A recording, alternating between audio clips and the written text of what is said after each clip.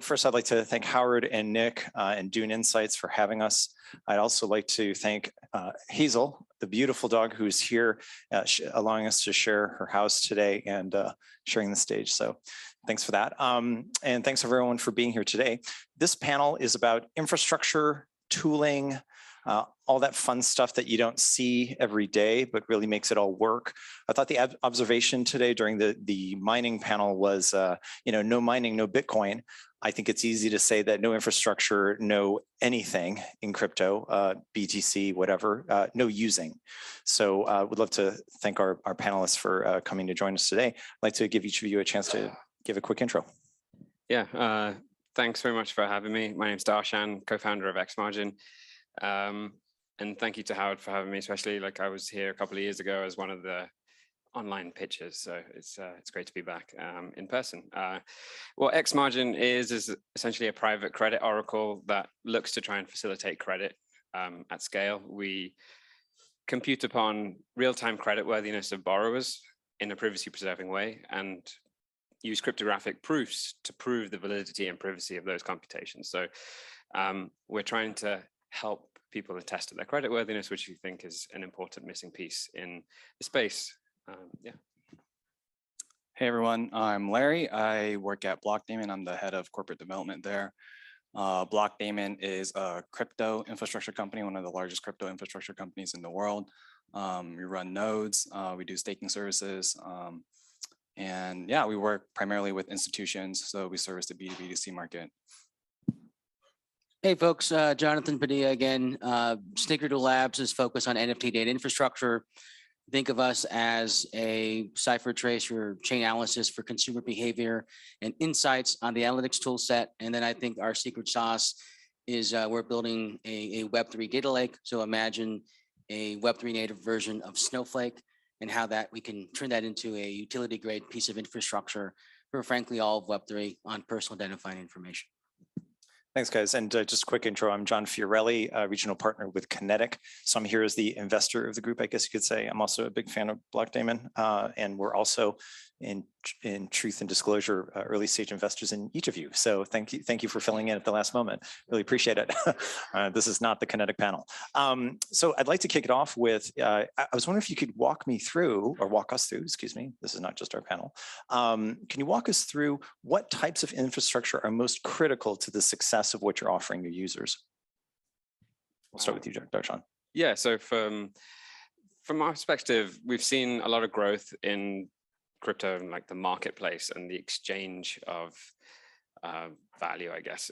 And what we think is missing and still growing is the ease of access to capital to make that marketplace more efficient. And then the ease of access to infrastructure to be part of that underlying network that, we're all trying to grow out the various different ecosystems. So I think in our case, we're focused purely on the credit side of things, where we see trading firms, especially, or DAOs, that are unable to access traditional credit markets, and they are looking for ways to prove their creditworthiness to traditional sources of funding. And that's just not that easy to do. And the way that this normally works in traditional markets is you go through some sort of warehouse of credit and capital. So you go through some intermediary lender that warehouses all the credit risk and sees everything, or sees as much as they need to get comfortable with that credit, and then takes a huge spread to then collect the funds from public markets. So we are looking to disintermediate that function, where the credit evaluation can be done by anyone in a provably private way, where the data that helps make that decision of creditworthiness is generally private. So you need a way to compute on that data in a privacy preserving way, but then make it available to whoever it is that's permission to do so, to be able to extend credit. So, and that's on-chain and off-chain data, right? Yeah, so our thesis is that the way that you get a real picture of someone's creditworthiness is actually combining both off-chain and on-chain data, because essentially recourse depends on the overall identity and not necessarily just one piece of that. So we capture both off-chain and on-chain data in real time. Yeah, so Blockdaemon was founded, a little over 4 years ago. At its very inception, we ran Bitcoin nodes and Ethereum nodes. And today we service 50 different protocols. For us, we run the foundational layer for a lot of these protocols, right? We run the nodes for them. We work with large institutions. A little over, 2 years ago, we started being heavily involved in staking services as well, proof of stake assets, and moved into staking infrastructure as well. And so, for a lot of our clients and a lot of our customers, staking is really their first taste into DeFi. And, Blockdaemon has more and more ambitions to move into how do we think about running the financial rails for the future as it relates to crypto? And how do we bridge a lot of this institutional capital into the ecosystem? Because, there's things that you have to do to make it secure, compliant, and a lot of these institutions don't know how to do that. And Blockdaemon is sort of the one throat to choke, if you will, for a lot of these institutions to work with crypto services. I would say this, and I'll try to directly answer the question, John, the space has desperate needs for the onboarding of individuals to the space.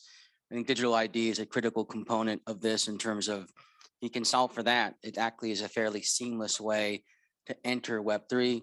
And I would also say, frankly, I think the space could benefit from this kind of concept of a universal accessibility layer where, abstracting away the rough edges of blockchain and really, frankly, having a consumer experience that's, I would say, delightful.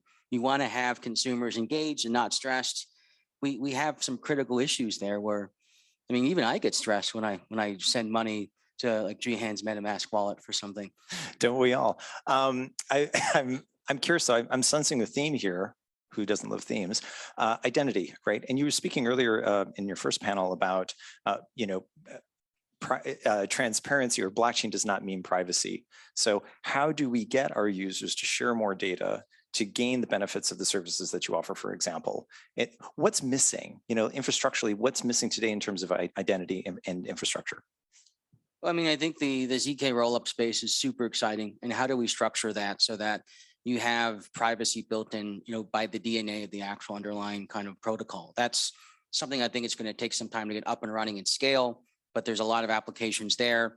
I think in the interim, to the points maybe raised by Terry earlier, I really do honestly believe that it's going to be easier to get people to share ID and share data if they're incentivized and aligned to do that.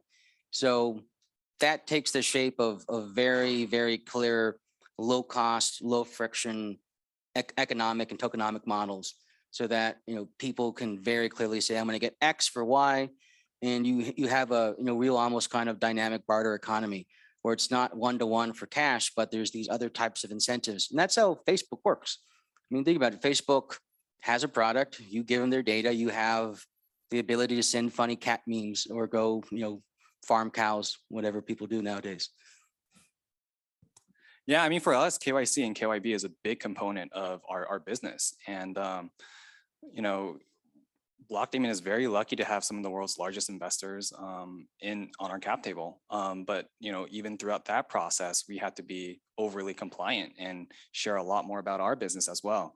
And so I think when we think about, identity and how do we increase access into crypto, KYC and KYB is a big component of that. And so, what we're really interested in is how do you build sort of this overall layer, whether that's on the ZK rollups or some other kind of mechanism or widget where these institutions can interact with DeFi or crypto through a single identity layer, so they don't have to go through that process again and again.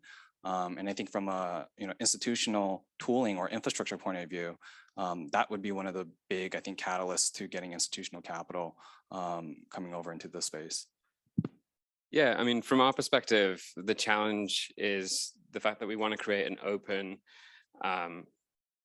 economy or an ecosystem where many people can participate, and there isn't like the same closed off nature that you do get in traditional finance.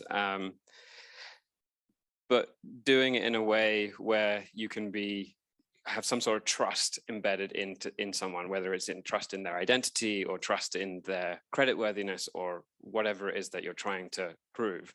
And so yeah, as Jonathan was saying, like zero knowledge proofs and privacy preserving technology that is constantly evolving. So I think that things like functional encryption, where data can be encrypted to only be decrypted in a specific way, for example, is data that can then be stored on chain or in some immutable database that can be permissioned to specific people for specific purposes, or just a zero knowledge proof of your KYC verification or of a particular score, or a score being above a certain number, or whatever it may be. And I think that those kind of technologies allow for disintermediation without necessarily the decentralization or consensus mechanisms that you need for the rest of the blockchain. So am I hearing you right in saying that if only X Margin had a Snickerdoodle for its users today, am I getting that right? Is this the investor in you? No, no, not at all. Most certainly not, but I'm glad you met. So no, but actually, all fun aside, I'm curious, like what closes that gap based on where we are now and the dreamland where everyone is able to use, say, your service, for example, but having that trusted relationship with the platform where they feel more comfortable sharing more. What's the gap, or how do you think you close it? So in our ideal view, you should be able to use whatever infrastructure provider that gives you that stamp of approval or does whatever verification that you need. So on our side, it's like credit checking. We talked about ID checking or KYC AML.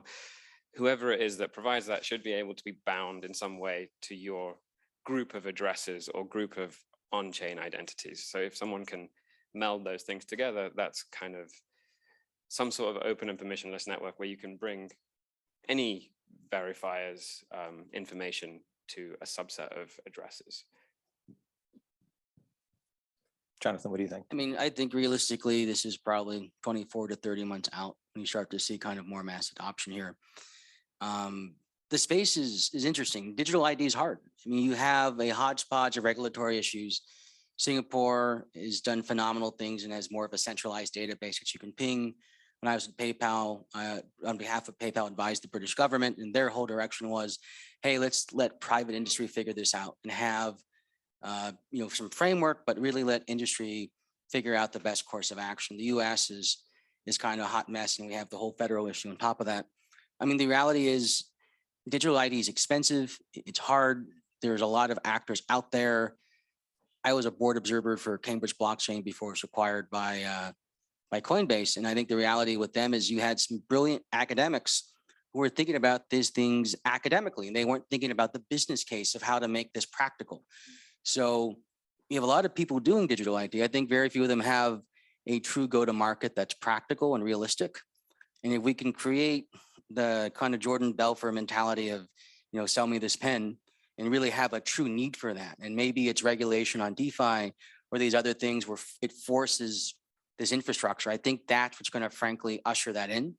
And so I wish I could say it's just a simple, straightforward line, but there's a lot of dynamic elements in play, and we just got to hope the bartender is skilled.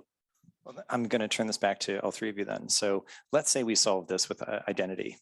What are some of the new opportunities that maybe the rest of the market has not experienced or identified yet that could be really exciting, dare I say scalable from your perspective? I mean, I think open credit is huge. I think there's a number of applications there that could redefine both domestically and internationally what this looks like. I was talking with the founder of Match.com back in Barcelona. We think NFT dating is actually something that could be practical with an ID system that's verified. There's a whole bunch of consumer-facing applications that are not finance-based. And I think that's the key thing, because you have a ton of folks in finance. Cool, go make money trading paper, trading tokens, good for you. But the consumer-facing applications that touch real life, that's going to be transformative and put blockchain in the hands of consumers and not just, frankly, folks on Sand Hill and Wall Street. It's kind of way NFTs took off. Everybody can try it or use it. I mean, the UX isn't the best yet, but right. Larry, what do you think? Yeah, I would flip it around and say finance, actually. I think institutional DeFi for us is a big part, and big fan of what the folks at X Margin are doing. There's really interesting projects out there such as Maple Finance. I mean, I think once you think about institutionally compliant access points into DeFi, that's where the money will start flowing in. And you have, hundreds of billions of dollars just waiting on the sidelines. And ultimately, these large institutions also service retail customers, right? And so allowing those folks to provide these types of crypto services to their customers, ultimately, I think that's what we're most excited about. Yeah, I mean, obviously we're excited about the credit space, but I think maybe taking it back a little bit to more core infrastructure that we think could do with more competition is like non-custodial wallets. And, I think there's some really big, great companies working in that space. For example, Fireblocks, nearly everyone uses them and they're great. But, there was Curve, and then it got taken over by PayPal. And then there was, yeah. I led that deal. So. Yeah.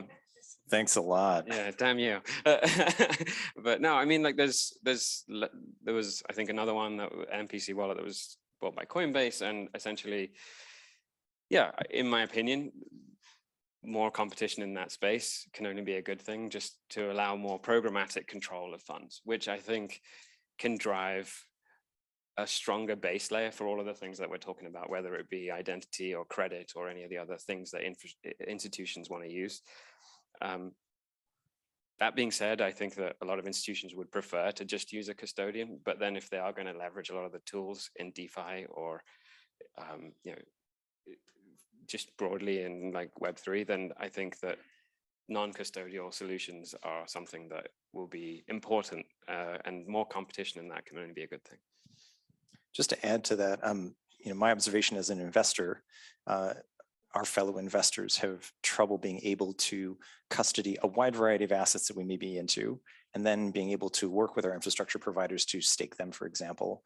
And the rate at which even custodial partners can keep up with the number of networks that are launching weekly makes it really challenging, for all of us. I can only imagine how hard it would be for an individual who is trying to manage a decent amount of their own assets to be able to do this in an easy way. And if I may say so, just to share an opinion, I think that's what is somewhat holding back the ability for a lot of these new networks to be able to scale their adoption or scale their staking or things like that. So that's a challenge. Yeah, if I could just jump in there. I mean, we service, over 50 different protocols, but you can go to CoinMarketCap and there are hundreds or thousands of different, different tokens on there that a lot of customers want to have support for. And I think, Darshan, to your point, non-custodial wallets, I mean, there's really interesting technology out there, whether that's on the, multi-party computation side, that I think ultimately, if we can allow a lot more of these either users or institutions to self-service a lot of that infrastructure for themselves, that I think would be a huge boon, because frankly, we get asked every single week, can you support this protocol? Can you support that protocol? But we only have so many heads and hours in the day to do that. And so how do we allow this to sort of, democratize itself? So kind of off that topic as a springboard, I was curious, and maybe this is too early to talk about this topic with any or all three of you, but what importance does bridging or cross-chain interoperability play in either your roadmaps or your immediate user experiences? I mean, interoperability is one of the holy grails of the entire industry. I get to work with folks like Dan Bonny and David Mazieres at Stanford, and there are a few people smarter than Dan this period in the cryptography space. And as we think about applications, if we go beyond just kind of our small companies to central bank digital currency, to how entire economies work, interoperability and standards, I mean, those are the two most important things. I think there's been a lot of issues in the cross-bridge space just the last 3 months. It's been fairly messy if people kind of follow the news there, but we have this period of time, I think, over the next 36 to 48 months, where if blockchains and layer ones become siloed, we have a very, very dangerous situation where, frankly, the Web3 space will not be better than, frankly, Web2. So how do we have unified standards on a multi-chain basis so that these blockchains can talk to each other, and that we really see this as lifting tides, raising all boats on this one. So if to summarize, it sounds like you want to see an abstraction in the user experience in what we might recognize as a multi-chain world. Yeah, I mean, I think the Strip it all reality is people don't care if you're on Solana or Avalanche or Ethereum. They want things to work. They want to get their tokens and you earn their yield from farming whatever type of game they're playing. Or find their date. Yeah, or find their date. I don't know if they're No farming comment on so that one. much yet. I've yet to get my mom to start farming, but when she does, you're right. What else do you guys think? Yeah, I mean, I think as a business, we're inherently chain agnostic. So we, all of the privacy preserving nodes run off chain and are proven by cryptographic proofs. And our belief is that no one's creditworthiness is dictated by one chain's data. That would be weird. And so like, it doesn't make sense to have like 8 different identities. You kind of have to have one, especially when it comes to credit. So yeah, we're inherently blockchain agnostic. We have to capture data from all the different chains and all the different off-chain activity as well. And then really we are not really fans of the vertical only model. We kind of feel that users will choose multiple verticals. I think I came across an app recently. It was like, I think it was called ClickUp. And it was like the one app that gets rid of them all.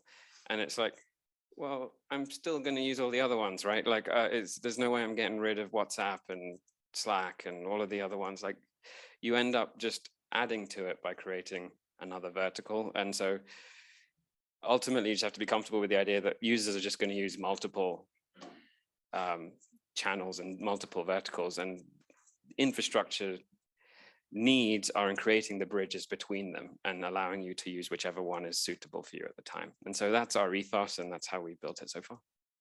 So cross-chain doesn't mean consolidation of user experience and loss of choice. I guess those are two separate things. Like, I think it can be that you interact individually the way that you want, or you can go through an aggregated experience. Like, I think that's a choice in itself. Yeah, I mean, I agree with everything that was just said. Ultimately, the nature of, say, Blockdaemon's business or what institutional customers want is protocol agnostic, right? And, we have, as an example, a multi-chain API called Ubiquity, which allows you to basically read data, send transactions across, a dozen different protocols, and to be able to manage all of those assets in one place with one API versus, say, each specific protocol's native API. I think that's what ultimately our customers are looking for. And so, even as a retail user today, when you think about bridging assets from one place to another, it's not the most user-friendly experience. And I think when you put that in an institutional framework, it's even less so. And so I think those tools still need to be built. And that's something that we're looking forward to trying to bridge.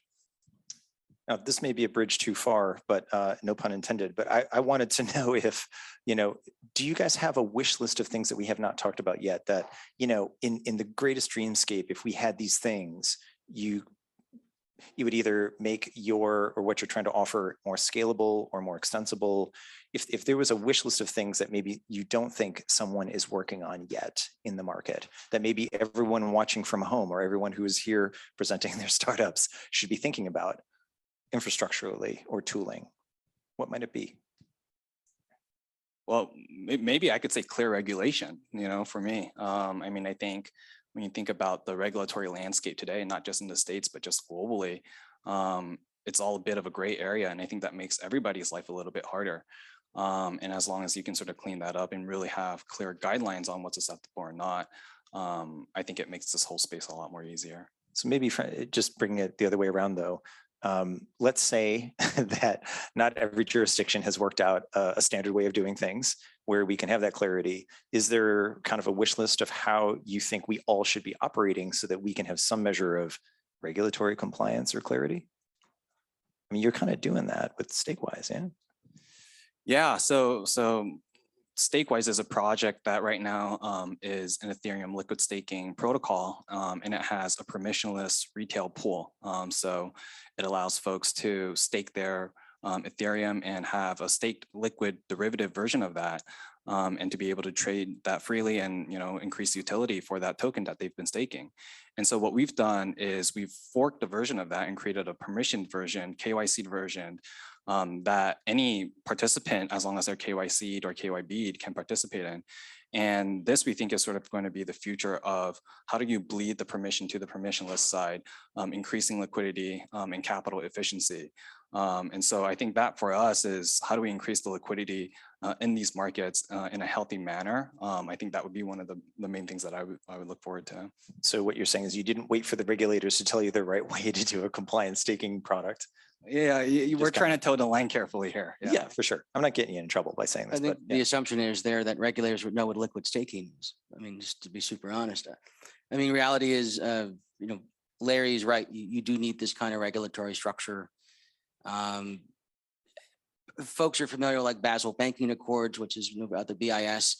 This type of infrastructure allows levels of flexibility, but baseline standards so that countries can have some commonality. I think we probably need something like that on a crypto version. Regulatory arbitrage is a critical issue that I think is hurting the space, and I think making certain countries less competitive.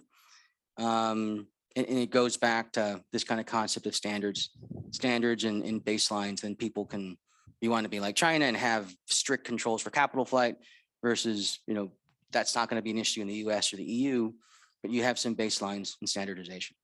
Other thing I would say is like from the Snickerdoodle perspective, looking at NFT standards for various use cases outside of just games and kind of the Bored Apes. And I think once you begin to standardize that, the ingestion of data becomes a lot easier. Yeah, from our perspective, there's two things really that are, well, the main thing is in credit, the step after extending credit is recourse, and in DeFi credit, obviously that's challenging, and we can do that DeFi based, or we can exert some recourse if we have some programmatic control over where those funds go. And right now, like I think I mentioned, like the non-custodial wallet solutions, but then also the reality is that a lot of people use these borrowed funds on centralized exchanges because there's maybe better liquidity or different asset classes they can't trade in a DeFi way. And ultimately, there's not much recourse once the funds go there. There is solutions like Clearloop, which are great at asserting some control back to the user and hence potentially any line of credit. But adoption across the main large exchanges is still like something that's being aspired to, and I think hopefully will happen over time. So more control or programmatic control over assets once they're in the hands of a borrower, it would be an ideal scenario for us. So one more topic before we go to questions, and we touched a little bit on this through your comment about NPC and what have you. I'm just curious, like in our space, there's a lot of different players. There's a lot of capital. A lot of big players have raised at significant valuations. Blockdaemon. I'm curious if how do you see our space kind of changing over time in terms of integration, vertical integration, M&A? What's in your particular subsets? What are your observations? Yeah, maybe I can start since I focus on M&A. So basically, Blockdaemon today still very much focuses on node infrastructure and staking infrastructure, but we have a lot of aspirations to think about yield generation and how do we continue to move up the stack here. And so I think from our perspective, really it's how do you be this all-in-one infrastructure provider for companies or institutions to really have all the crypto features and services that they want to offer to their customers. And so a lot of that involves in creating a differentiated infra layer that is secure, compliant, 99.999% uptime, maintaining that kind of sort of confidence with our customers. Frankly, right now the insurance market is still very nascent within crypto. That's an area that we're looking into, let alone reinsurance. And so these are all areas that I think we're thinking very deeply about. How do we get earlier into the life cycle of onboarding institutions onto crypto? mean, this is an interesting space, and I'll speak about this. Like I helped PayPal Ventures figure out how to do some of these early deals, and it was interesting because our mandate was we could only invest in equity. We couldn't touch token. That's recently changed. Colleagues who were still at PayPal, but we dealt with this over 2 years trying to figure this out. We invested in companies like TaxBit, Talos, TRM Labs, Paxos. There's a lot of issues in how do you just can't apply black souls to a token economy. When that's it'd be really nice for the folks on Wall Street if we could do that. But reality is the way to kind of value these things becomes super hard. How do you use token economies if you want to do a merger of different networks? How do you judge an equity cap table versus a tokenomic cap table? How do those interact? Are they aligned? I mean, these are questions, John, Gian and I have grappled with the last 12 months at Snickerdoodle. But the reality is this. I mean, there's too much money flowing too quickly into crypto. There's FOMO from traditional funds who don't know how to pick deals, how to evaluate technology, how to judge the character of a founder. And I think a lot of traditional equity investors are frankly going to get screwed. It's going to be super direct. They're facing a situation where they're getting into deals that are overvalued. They don't have a grasp on how this works. And I think you're going to be in a situation with firms either having sideways or down rounds when we face macroeconomic headwinds. And guess what? Most economists, including Larry Summers, who predict 2023 is going to be a bad year for global economic conditions. So it's going to be a moment when crypto funds, most of whom have never had a real winter, are going to be up for a real surprise. And I think, frankly, 80% of the capital out there is chasing 20% of the deals, and it's causing really, really bad inflationary pressure on valuations.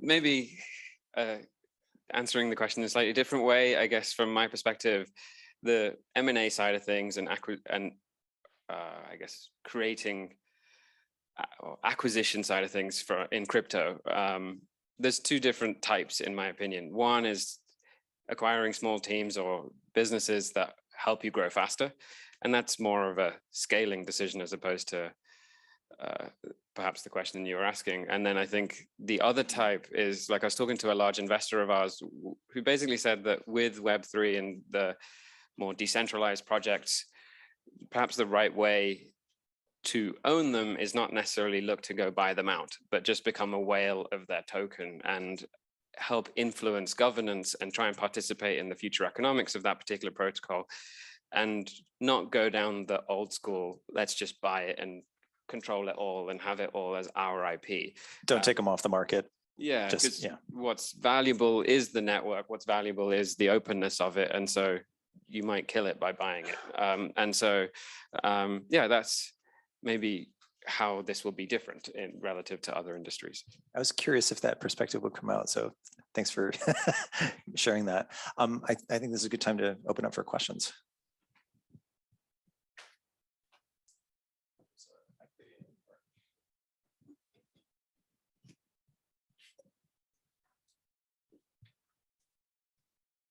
So like one of the biggest problems in the crypto space is hacks, smart contract hacks, right? And to put this in perspective, in Q1 this year, there was like about $1.2 billion loss in DeFi, in smart contracts. And I think like the problem could be the fact that all smart contracts have global states, and maybe having client-side validated smart contracts could solve that. And what do you think? Do you think like as crypto keeps going up, we keep having more smart contract hacks? And what can we do to prevent that? I mean, there's a lot of great firms out there that are doing auditing. QuantStamp, is doing kind of the assurance to make sure this stuff works. Trail of Bits is offering, again, great services to do that, but they're too far and few between. I think you need more companies probably like OpenZeppelin that are trying to basically automate a lot of this and make it turnkey. The issue becomes is, look at what Aave is trying to do with BNY Mellon and provide kind of almost like a side chain that's purpose built for institutions where you have programmability. You can do clawbacks and things like this. This is dangerous though from the purists in this space because it's antithetical to like what a lot of blockchain is about. So it's probably going to have to be some compromise on how these things are structured from the protocol level. And then you just need more infrastructure as these things get more developed and turnkey to make sure the space is frankly safe. You know, just to dovetail, so first of all, smart contract audits and better coding is definitely the first thing we have to do. We need more robust code and more testing. But the second is, you know, and some of those hacks that you're referring to came from, you know, custodial bridge hacks. What if a lot of projects, DeFi projects, their KPI is measured in, you know, total value locked, which seems funny sometimes because that would imply capital inefficiency. However, with bridges, you know, I'm very interested in bridge projects that are attempting to work towards a lower collateral bridge. Less funds get hacked when there are hacks, when there's less money on said bridges. And I'm kind of dumb like that. I mean, that's how the math in my head works. So I'm interested in projects like that. There are some out there. There's one called Flare Network that is working on something like that. But you know, right now, today bridges are driven either by custodial and multi-sig approaches or light client relay, and both have flaws. So I'm hoping at least with bridges, we can reduce some of that risk. Any other questions? One last question, Brian. You can have mine. Oh, thanks. Yeah. So there was a lot of talk just about, well, a number of things, cross-chain, KYC, permission pools, data sharing, very, very heavy topics, all and you know, a lot of, especially on the policy side, when it comes to compliance and herding cats related to that. So just curious kind of what the three of you, because you guys each have a pretty unique perspective on the space. Just curious sort of how you see this, the evolution of this sort of playing out when you bring in, you know, one is the cross-chain angle, and then the other is sort of the centralized or off-chain world. You see multiple layers of different pools with kind of like almost like ring-fenced capabilities, or do you see, you know, blended liquidity being shared across in a bifurcation? I'm just curious kind of how each of your unique views and what you're working on contribute to that. Yeah, so I think essentially what we've seen is trying to move, at least in the credit markets or in DeFi, is trying to move the collateralization down to make it more capitally efficient. And then obviously problem of recourse and creditworthiness comes about, and you can solve that with centralized solutions to start with. You know, you can have a pool delegate or some quorum of people voting for it. But ultimately, we somewhat biasedly believe that a data-driven approach allows it to be more automated, but then allows other products to be built on top. So, for example, like insurance market and tranching of that risk in a more automated way, where you can pick some level of NPL that you're comfortable with, or some level of creditworthiness based on XYZ methodology. And then the second thing, when you talk about standardization, I think our thesis is being open and transparent about the methodologies, and then allowing people and creating a free market on the methodologies themselves. So if you have XYZ methodology that's doing creditworthiness calculations, but someone submits a better one, or someone submits a more appropriate one, and that one gets used more, that one should get rewarded more accordingly. And that should lead to a more transparent methodology that is preferable, but yet everything else stays private. And so that's our view of like how you get standardization, just through market dynamics. Yeah, ultimately, I think it's a spectrum and it's not black and white, right? And I think it's all dependent on a particular users or a company's risk appetite or allocation. And, you know, whether they have the agency or the wherewithal to try to participate in blended pools, or whether they only, based on their own regulatory compliance internally, can only interact in walled gardens, right? So ultimately, I think it's still very early, and we're all discovering this along the way. But I do think it'll be a mix of everything. I don't think it's going to just be walled gardens or blended pools or one or the other. Yeah, I mean, I'll be brief. I think it's just hybrid systems. It's hybrid systems informed by regulatory oversight and guidance. And that probably means the answers there are 3 to 4 years out.